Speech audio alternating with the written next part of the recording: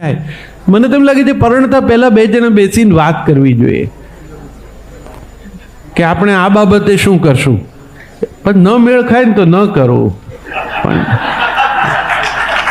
અરે જે આ માટે સંમત નથી બીજું શું સાંભળશે આપણું. પણ આ તો એક હળવાશ નહીં, પણ બંને જણા ભેગા થઈને પ્રયોગ કરી જવો જોઈએ. હું વિનંતી કરું કે તમે બાળકને એક તો 6 વર્ષનું ના થાય ત્યાં સુધી ઘરની બહાર કોઈ પણ પ્રકારની શૈક્ષણિક સંસ્થાના સાચા ખોટા નામ નીચે એને મોકલી ન દેતા.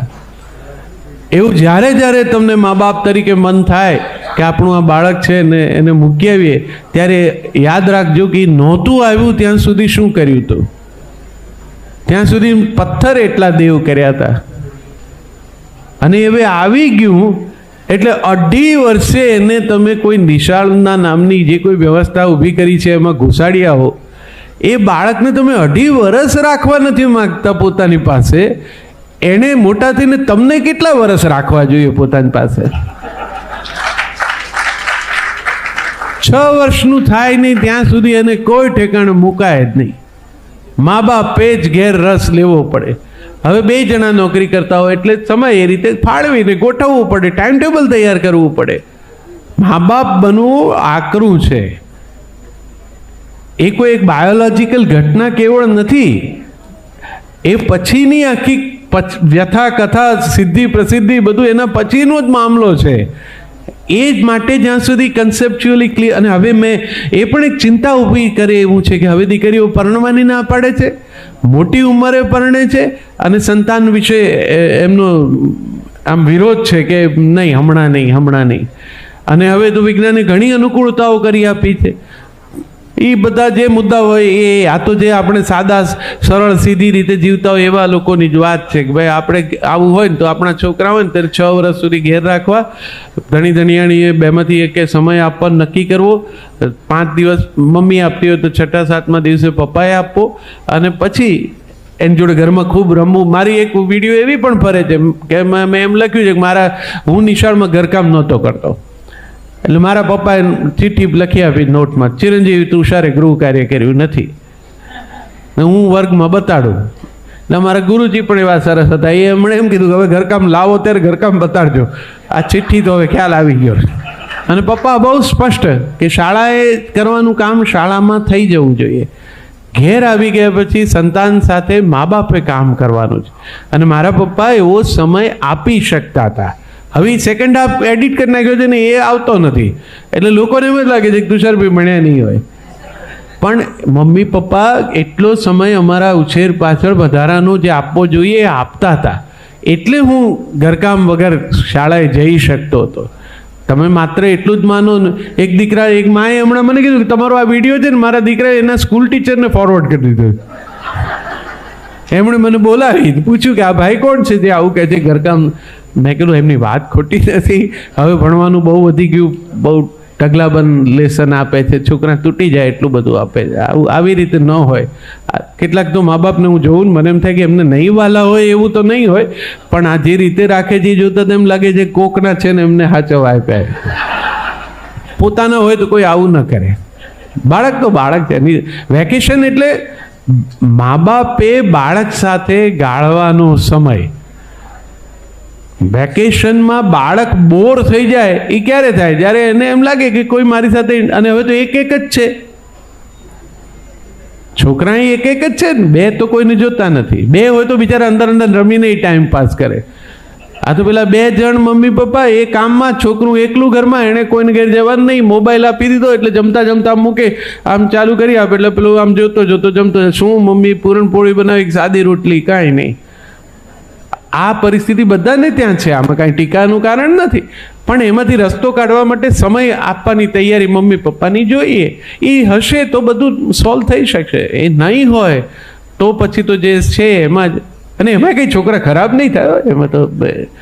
એમ કે અત્યારે જેમ પેલા ડાક્ટરો કહે છે ને છોકરું જન્મે તેમ કે પેલા ફ્લેટ પારણામાં સુવાડે, આમ એની કમર સારી થવી જોઈએ. આમ આમ આમ ખોયામાં સૂઈને મોટા છે ને કમર વળી જાય છોકરાઓની.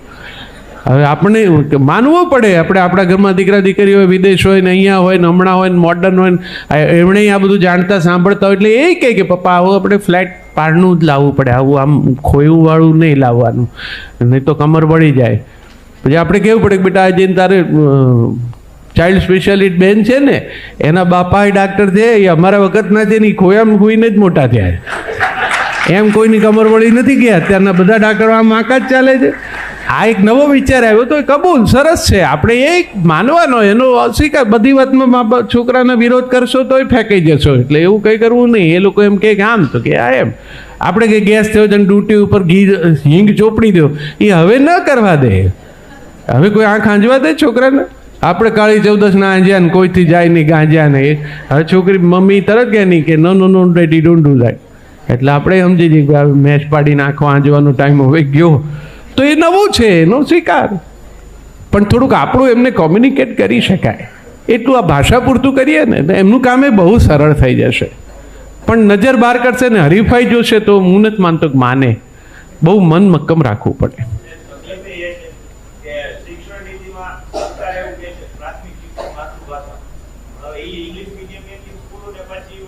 મંજૂરી, હા. અને ફી તો કેવી જ બાબા, જેટલામાં અમે માસ્ટર્સ કરીને ભણીને બહાર નીકળી ગયા ને એ આ લોકોનું પહેલા બીજામાં અમારું પૂરું થઈ જાય.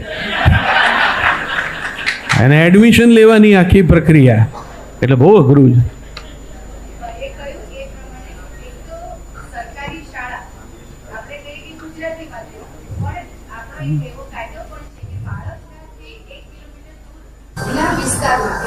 સરકારી શાળા હોવી જોઈએ. હવે જેટલા બાળકો જન્મે છે એ પ્રમાણે સરકારી શાળાઓ તો થઈ વિસ્તારમાં અને બધી પ્રાઇવેટ શાળાઓ, અને હવે તો એકબીજાનું વાંધો અનુકરણ કે મારી શાળામાં વધારે એટલે અંગ્રેજી મીડિયમ ચાલે.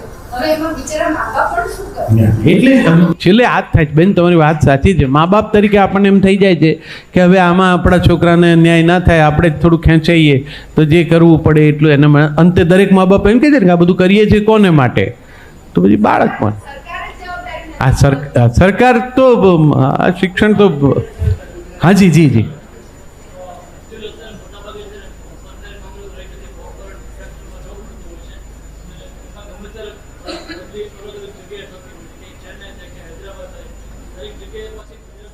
શાળા મળતી પણ બિલકુલ એના કારણે પણ ક્યાંક મજબૂરી એવી છે કે આપણે ટ્રાન્સફર રોકીએ તો સાવ સાચી વાત છે. પહેલા તો એ સુખ હતું કે તમે જે રાજ્યમાં કામ જન્મ્યા છો, મોટા થયા છો, કામ કરો છો, એ જ ત્યાં તમે જીવનભર રહેવાના. છોકરા તમને ગુજરાતીમાં ભણે, પણ હવે બહાર જાઓ તો બીજી ભાષામાં ભણવું જ પડે. હા ના, એટલે આની વાસ્તવિકતાની ધરાતલ ઉપર એટલા બધા પ્રશ્નો છે ને, એટલે હવે હું એનાથી નાના એક ફોકસ એના પર આવી ગયો છું. ઘરમાં ગુજરાતીમાં વાત કરો, આટલું જ કરો.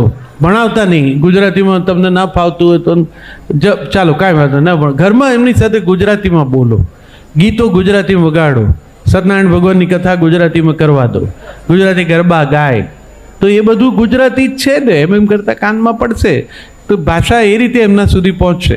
પણ એમ જાણે કે આખા દેશના બધા ગુજરાતના બધા છોકરા અમેરિકા જ જતા રહેવાના છે, એવું નથી થવાનું. એટલે થોડુંક આપણે વિશ્વાસ રાખીને ભણાવશું ને ગુજરાતીમાં તો બહુ તકલીફ નહીં પડે. આ બધું મારી લાઉડ થિંકિંગ માત્ર છો. આ કંઈ પોલિસી મેટર નથી કે આવું કંઈ સરકાર સાંભળીને કરે કે એમને આટલું કર્યું તે ઘણું થઈ ગયું કે ગુજરાતી કમ્પલસરી ભણાવે તો છે બધી શાળાઓ. પણ અંતે તો પેલું ઊંટે કર્યા ઢેકા તો માણસે કર્યા કાંઠા, એના જેવું છે. હવે પાછું ઢેકા ને કાંઠા પાછું શબ્દ પ્રયોગ નહીં ખબર, એટલે વધારે મુશ્કેલી. સર, કવિતા આપની આ ચાલે, એક કવિતા સંભળાવી દો. પણ ગુજરાતી ભાષાનું એક આખું વાતાવરણ બનાવી દીધું છે. એકવાર ખૂબ તાળીઓ પ્લીઝ. ક્યાં વાત.